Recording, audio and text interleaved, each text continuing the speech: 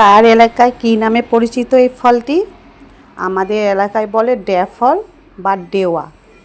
ছোটোবেলায় গাছতলা যে কত পড়ে থাকতো, খাইতাম না, আর এখন কিনে খাইতে সেই স্বাদ, সেই মজা।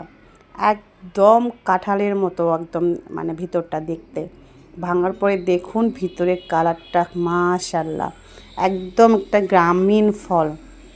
এটার গাছ এখনও চাষ হয় কিনা জানি না, গ্রামের লোকজনেরাই বিক্রি করতে নিয়ে আসে, এখন কিনে খাওয়া যায়, একটাই 10 টাকা পিস। আর এই যে কাঁঠালের মতোই ছোটো ছোটো কোয়া পাওয়া যায়, ভিতরে একদম কাঁঠালের মতো দেখতেই বিচি আছে। তবে কাঁঠালের হচ্ছে আমরা এই কোয়াটাই খাই, এই সাইডের এই কাঁদিগুলো খাই না, আর এটার পুরা অংশটা খাওয়া যায়। স্বাদটা খুবই ভালো লাগে আমার কাছে। একবার তো স্কুলের স্টুডেন্টরা খাচ্ছিল, তাদের কাছ থেকে চেয়ে নিয়ে আমি খেয়েছিলাম। তারপরে বাজারে কিনে পাওয়া যায়, তারপর থেকে কিনে কিনে খাই।